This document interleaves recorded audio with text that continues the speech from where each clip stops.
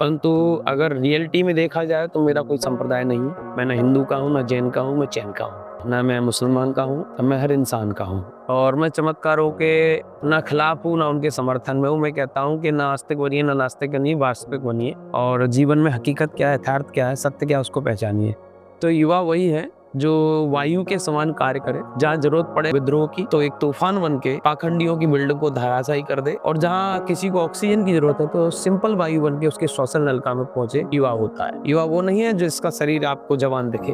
भारत में सबसे बड़ी समस्या क्या है कि भावनाओं से लोगों को जोड़कर ठगा जाता है, और वही भारत की सबसे बड़ी कमजोरी है। विवेक थोड़ा सा अभी और जागृत होने की जरूरत है। ब्रज की जो भूमि है वहाँ पर एक संत हैं प्रेमानंद जी। मुझे एक दो वीडियो हमारे बच्चे लोगों ने दिखाए, तो मुझे उनके जो वीडियो दिखाए गए हैं जी जी। उन वीडियो के अकॉर्डिंग मैं मानता हूँ बहुत अच्छे हो सकता है हमारे बहुत सारे विचार ना भी मिलते हो, परंतु वो विचार मिलता है जो प्रेम का है। जी बहुत अच्छे हैं, हमारे दृष्टिकोण में बहुत प्यारे हैं। नमस्ते, मेरा नाम निखिल है और आप देख रहे हैं NYS इंडिया। हम लोग अभी वर्तमान में बुंदेलखंड मध्य प्रदेश में हैं। बुंदेलखंड के शाहगढ़ एक तहसील है सागर डिस्ट्रिक्ट की। हालांकि हम लोग हमारे कुछ काम से छतरपुर जा रहे थे तो हमने रास्ते में देखा कि एक युवा संत की फोटो हमें रास्ते में दिखी और जिस पे लिखा हुआ था ब्रह्म रूपी। हम अंदर आए, ये जो एरिया है आने में हमें थोड़ा सा ऐसा लग रहा था कि जंगल में हम लोग कहाँ जा रहे हैं, लेकिन हमने देखा कि बहुत सुंदर सा अद्भुत सा ये एक आश्रम शाहगढ़ के बीच जंगल में बना हुआ है। और यहाँ पर जो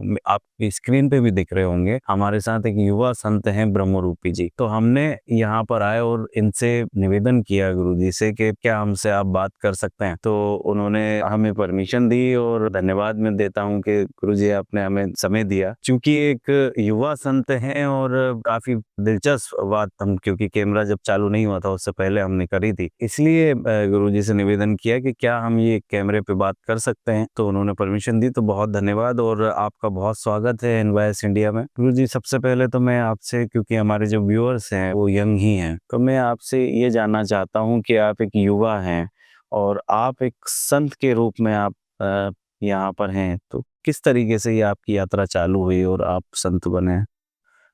क्योंकि कहते हैं कि जीवन में कुछ पल ऐसे आते हैं जो आपके जीवन को बदल के रख देते हैं। जी मेरे जीवन में भी एक घटनाक्रम घटित हुआ कि कुछ ऐसी अप्रत्यक्ष घटनाएं घटती चली गई जो मुझे अपनी पूर्वजन्मों की स्मृतियों के पास ले जाकर रख दी।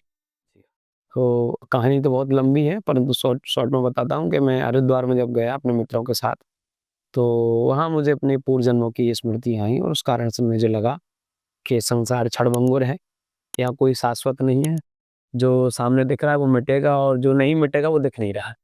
उस कारण से इस मार्ग की ओर अग्रसर हुए, और गुरुदेव विराग सागर जी महामंडास से ना उनको गुरु बनाकर इस जी। मार्ग पे प्रशस्त कर रहा हूं। अच्छा, तो आप किस संप्रदाय से हैं स्पेशली? क्योंकि चूंकि बहिरंग दृष्टिकोण से अगर मुझे आप देखोगे तो दिगंबर जैन परंपरा का ब्रह्मचारी मुझे कह सकते हो, परंतु अगर रियलिटी में देखा जाए तो मेरा कोई संप्रदाय नहीं है।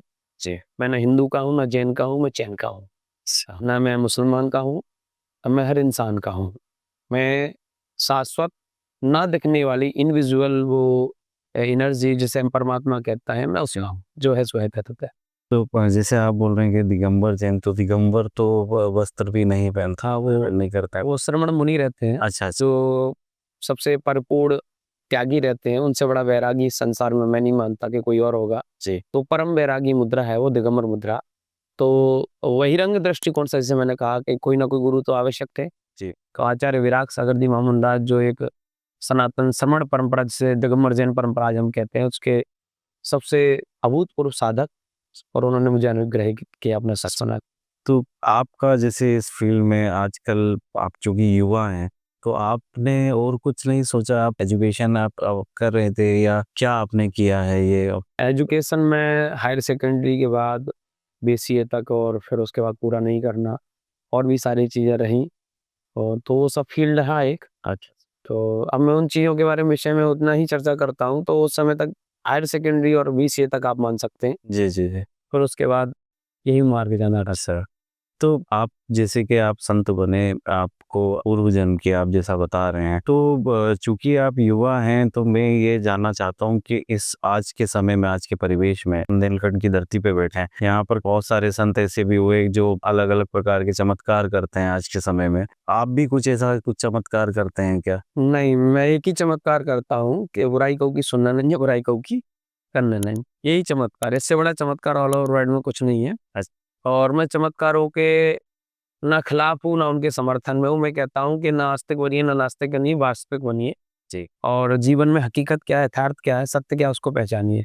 चमत्कारों से सुख नहीं है, और जहाँ सुख है वहाँ चमत्कार की जरूरत नहीं है। जो है सो है, तो जी, चमत्कार की जहाँ तक की बात करें, क्योंकि आज के समय में, आज के परिवेश में हम लोग देखते हैं भारतवर्ष में कि बहुत अलग अलग प्रकार के संत होते हैं और वो अपने चमत्कारों से पब्लिक, लाखों की पब्लिक इकट्ठी होती है हर जगह। अब स्पेशली हम किसी की बात नहीं कर रहे हैं, लेकिन आज आप कैसा मानते हैं, क्योंकि आप युवा हैं इस फील्ड में, क्योंकि आध्यात्मिक क्षेत्र में आप काम कर रहे हैं, बहुत सारी पब्लिक एक जगह इकट्ठी होना, और चूंकि हम लोग देखते हैं कि सीहोर में भी अब बहुत सारी भगदड़ हो जाती है, वहाँ पर बहुत सारे लोगों को हानि पहुंचती है, जनहानि भी होती है। इसको आप कैसे देखते हैं? मैं, अब चूंकि आपने एक विशेष स्थान का नाम ले दिया जी जी जी। जनहानि के विषय में, तो मैं उस पर कमेंट नहीं करूंगा। नहीं ठीक है, आप क्योंकि बात नहीं, मैं एक उदाहरण के तौर पे मैंने बात मैं ये मानता हूँ, जी। संत नहीं है वो। जितने भी सारे लोग, वो संत नहीं है। यही अज्ञानता भारत में फैल चुकी है। संत की फिलॉसफी बहुत अलग। मैं अपने आप को संत नहीं मानता हूँ। जैसे आप मुझे संत बोले तो मैं संत नहीं हूँ। मैं एक सामान्य सा साधक हूँ, और अपनी आत्मा के अंतरंग की गहराइयों तक पहुंचने के लिए अपने लगा हुआ हूँ। और मैं अपने आप को आज तक संत स्वीकार नहीं कर पाया। रही आज के परिवेश की बात, युवाओं की, तो युवा वही है जो वायु के समान कार्य करे। जहाँ जरूरत पड़े वहाँ विद्रोह की, तो एक तूफान बन के पाखंडियों की बिल्डिंग को धराशायी कर दे। और जहाँ किसी को ऑक्सीजन की जरूरत है, तो सिंपल वायु बन के उसके श्वसन नलिका में पहुंचे युवा होता है। युवा वो नहीं है जिसका शरीर आपको जवान दिखे। मैंने देखा है अक्सर उन लोगों को जो जी तो रहे हैं, परंतु मुर्दों के समान जी रहे हैं। आईसीयू में पड़े हुए लोगों की और आज सामान्य जीवन जी रहे लोगों में कोई अंतर नहीं है, क्योंकि उनके अंदर क्रांति नहीं है, बदलाव की चेष्टा नहीं है। इसलिए मैं कहता हूँ, आध्यात्म वह श्रृंखला है जो आपको अंतरंग तक ले जाता है, और आध्यात्म से व्यक्ति खुद से मिला है, और अखंड आध्यात्म से ही पाखंडियों का सिंहासन हिला है, जी। नाता है।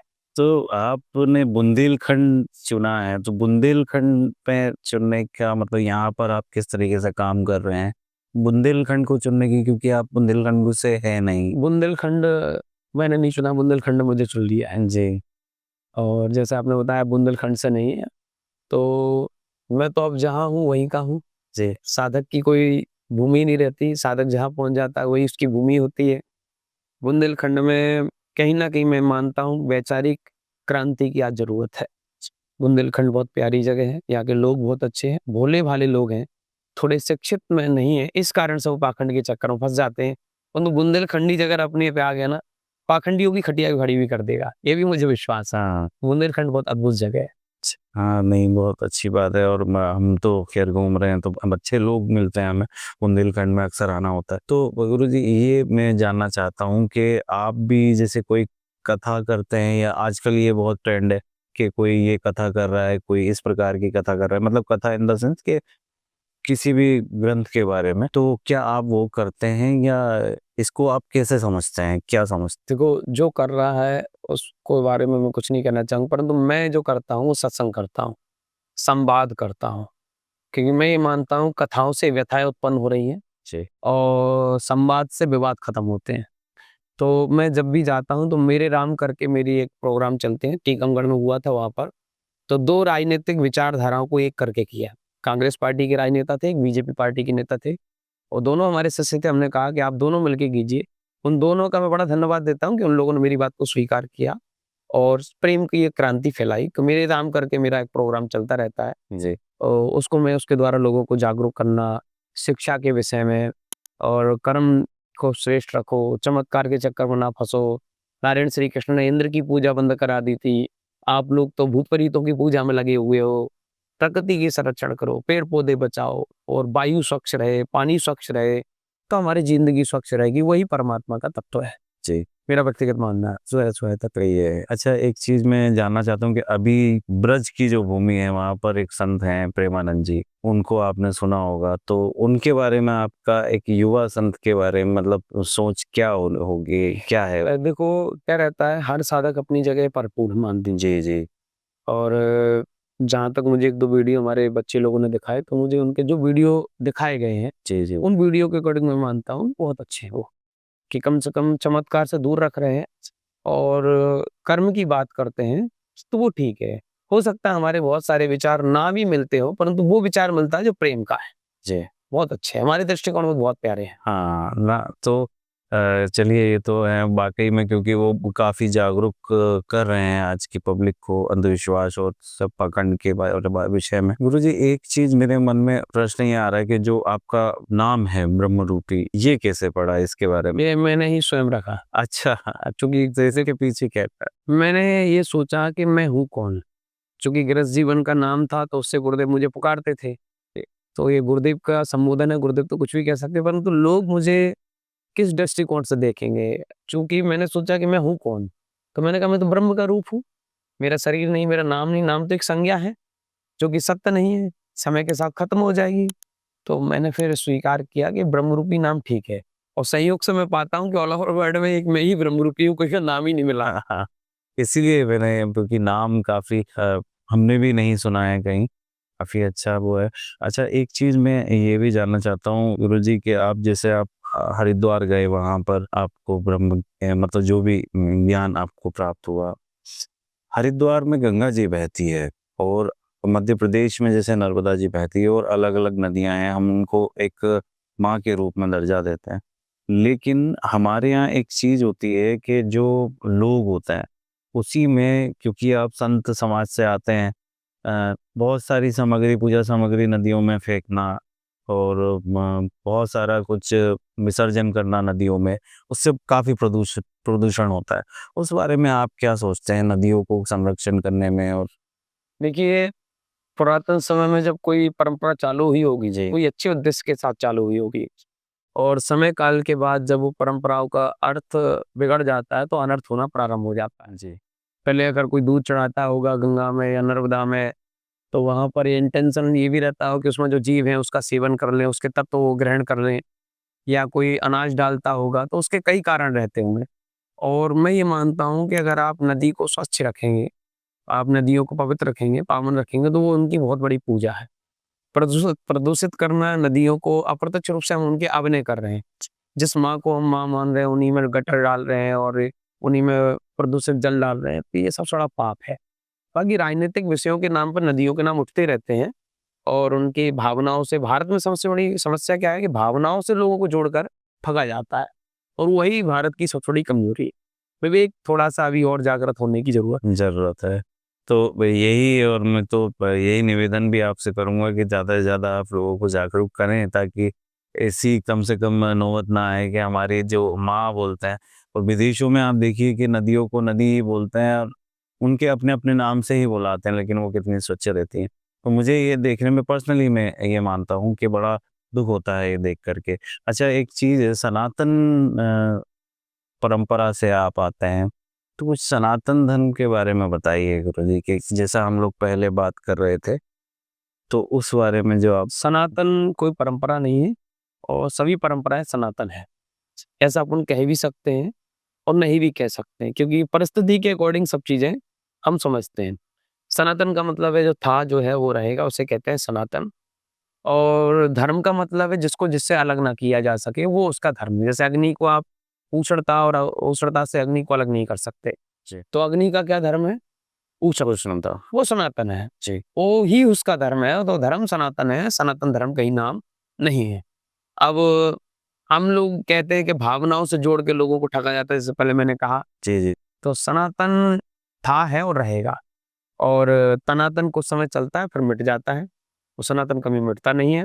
तो आज लोग यही नहीं समझते हैं। तो इसी प्रकार से हमारा जो धर्म है, वो धर्म कोई बदलता ही नहीं है। जैसे कि कोई हिंदू से मुसलमान बन जाए और मुसलमान से हिंदू बन गया, तो वो धार्मिक परिवर्तन नहीं हुआ, वो संस्कार या विचार परिवर्तन हुआ है। तो विचार परिवर्तित होता है, धर्म परिवर्तन हो ही नहीं सकता है। धर्म तो आत्मा का स्वभाव है, और आत्मा का स्वभाव है देखना और जानना। चेतना ही हमारा धर्म है, और उसको भूलकर हम सभी चीजें याद रखें, ये सबसे बड़ा अधर्म है। ये तो आपने धर्म के बारे में बात करी। मैं आपसे ये जानना चाहता हूँ कि आपका उद्देश्य क्या है फ्यूचर में? जो आपने जिस राह पे आप चल पड़े हैं, उसका आगे क्या उद्देश्य? मेरा मूल उद्देश्य मेरा स्वयं का कल्याण, आप लोगों का कल्याण नहीं। अच्छा। मेरा सबसे बड़ा, मैं कहता हूँ, मैं वर्ल्ड का सबसे बड़ा स्वार्थी व्यक्ति हूँ। जहाँ मेरी आत्म कल्याण के भावना में कोई भी चीज़ बाधा होगी, मैं उसको छोड़ दूँगा। और जो चीज़ मेरे आत्म कल्याण में सहयोगी होगी, वो कितनी ही बेकार क्यों ना हो दुनिया में, उसे मैं पकड़ लूँगा। तो मेरा उद्देश्य है मेरा स्वयं का कल्याण, जन्मों-जन्म के जन्म-मरण से छुटकारा पाना, और इस संसार में अपने आप को अलग-थलग करके आत्मज्ञान की ओर और गहराई से जाना। ये मेरा मूल उद्देश्य है। अब उसमें से जो समय बचता है, और कहीं मेरे द्वारा आप लोगों का कुछ भी ऐसा अच्छा होता है जिससे कि मेरा अच्छा हो, जी। तो मेरा वो उद्देश्य है। तो ये है। और आखिरी में गुरुजी, क्योंकि हमने काफ़ी समय लिया आपसे, आखिरी में जो भी आपका उद्देश्य हो, जो भी आप मैसेज देना चाहें हमारे व्यूअर्स को, तो आप दे सकते मैं सबसे बड़ा आप लोगों के जितने भी देखने वाले, सुनने वाले हैं। लोग, जी। मैं एक ही बात बोलूँगा कि शिक्षित बनिए, बौद्धिक बनिए, संस्कारवान बनिए, और एक सिद्धांत को अपना लीजिए, बुराई को भी सुनना नहीं, बुराई को भी करना नहीं।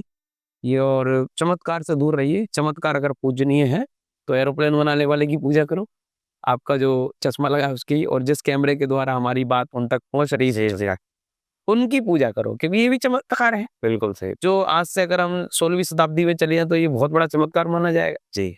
बट आज एआई जैसे कॉन्सेप्ट आ गए हमारे पास आ जी। चुके हैं, आर्टिफिशियल। नॉर्मल चीज़ें हो गई सब।